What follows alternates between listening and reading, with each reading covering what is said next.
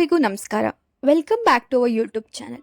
ಇವತ್ತಿನ ವಿಡಿಯೋದಲ್ಲಿ ನಾವು ಒಂದು healthy breakfast recipe fruit salad ಅಥವಾ ಚಿಯಾ ಪುಡಿಂಗ್ ಯಾವ ಥರ ಮಾಡೋದಂತ ತೋರಿಸ್ಕೊಡ್ತಿದ್ದೀವಿ. ಯಾರೆಲ್ಲ ನಮ್ಮ ವಿಡಿಯೋನ ಫಸ್ಟ್ ಟೈಮ್ ನೋಡ್ತಿದ್ದೀರಾ ಪ್ಲೀಸ್ ಲೈಕ್ ಮಾಡಿ ಮತ್ತು ಸಬ್ಸ್ಕ್ರೈಬ್ ಮಾಡಿ. ಈ ರೆಸಿಪಿ ನಿಮ್ಗಿಷ್ಟ ಆದಲ್ಲಿ ನಿಮ್ಮ ಫ್ರೆಂಡ್ಸ್ ಮತ್ತು ಫ್ಯಾಮಿಲಿ ಕೂಡ ಜೊತೆ ಶೇರ್ ಮಾಡಿ.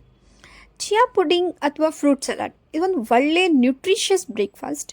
ಇವಾಗ ವೆಯ್ಟ್ ಲಾಸ್ ಮಾಡೋರು, ಡಯಟ್ ಮಾಡೋರು ಈ ಬ್ರೇಕ್ಫಾಸ್ಟ್ ರೆಸಿಪಿನ ಮಾಡ್ಕೊತೀನಿ. ತುಂಬ ಹೆಲ್ದಿ ಮತ್ತು ಟೇಸ್ಟಿಯಾಗಿರುತ್ತೆ. ಇದನ್ನು ಮಾಡೋಕ್ಕೆ ನಾವು ಮೊದಲಿಗೆ ಏನೆಲ್ಲ ಇಂಗ್ರೀಡಿಯೆಂಟ್ಸ್ ಬೇಕಂತ ನೋಡೋಣ.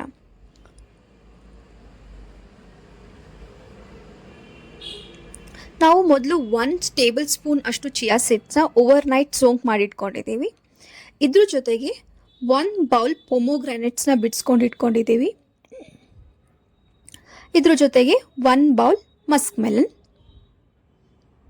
ಜೊತೆಗೆ 1 ಬೌಲ್ ಬಾಳೆಹಣ್ಣು ಕಟ್ ಮಾಡಿ ಇಟ್ಕೊಂಡಿದ್ದೀವಿ. ನಾವು ಚಿಲ್ಡ್ ಇಷ್ಟಪಡೋದಾದರೆ ಐಸ್ ಕ್ಯೂಬ್ಸ್ನ ಕೂಡ ಬಳಸ್ಕೋಬೋದು. ಇದ್ರ ಜೊತೆಗೆ 1 ಗ್ಲಾಸ್ ಮಿಲ್ಕ್ ಮತ್ತು ನ್ಯಾಚುರಲ್ ಸ್ವೀಟ್ನರ್ ಆಗಿ ಜೇನುತುಪ್ಪನ ಬಳಸ್ತಿದ್ದೀವಿ. ಮೊದಲಿಗೆ ಈ ಎಲ್ಲ ಫ್ರೂಟ್ಸ್ನ ಮಿಕ್ಸ್ ಮಾಡ್ಕೋಬೇಕು.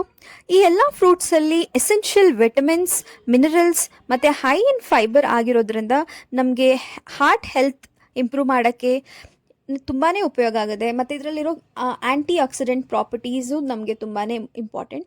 ನಾವು ಚಿಯಾ ಸೀಡ್ಸ್ ಬಳಸ್ತಿರೋದ್ರಿಂದ ಚಿಯಾ ಸೀಡ್ಸಲ್ಲಿ ಒಮೆಗಾ ಫ್ಯಾಟಿ ಆ್ಯಸಿಡ್ಸ್ ಇರೋದ್ರಿಂದ ಬೆಳಗ್ಗೆ ಖಾಲಿ ಹೊಟ್ಟೆಯಲ್ಲಿ ಇದನ್ನು ನೆನೆಸ್ಕೊಂಡು ತಿನ್ನೋದ್ರಿಂದ ತುಂಬಾ ನಮ್ಮ ಆರೋಗ್ಯಕ್ಕೆ ಒಳ್ಳೆಯದು. ವೆಯ್ಟ್ ಲಾಸ್ ಮಾಡೋರಿಗೆಲ್ಲ ತುಂಬಾ ಒಳ್ಳೆಯದು. ಈ ಎಲ್ಲ ಫ್ರೂಟ್ಸ್ನ ಮಿಕ್ಸ್ ಮಾಡಿಕೊಂಡು ಜೊತೆಗೆ ನಾವು ನೆನೆಸಿಟ್ಕೊಂಡಿರೋ ಚಿಯಾ ಸೀಡ್ಸು, ಹಾಲು ಮತ್ತು ಜೇನುತುಪ್ಪನ ಬಳಸ್ಕೊಂಡು ನೀಟಾಗಿ ಮಿಕ್ಸ್ ಮಾಡಿಕೊಂಡ್ರೆ ಸಾಕು.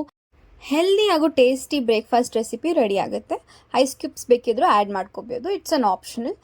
ಒಂದ್ಸಲ ಟ್ರೈ ಮಾಡಿ ಹೇಗೆ ಅಂತ ಕಮೆಂಟ್ ಸೆಕ್ಷನಲ್ಲಿ ತಿಳಿಸ್ಕೊಡಿ. Thanks for watching. ಹೀಗೆ ಸಪೋರ್ಟ್ ಮಾಡ್ತಾಯಿರಿ.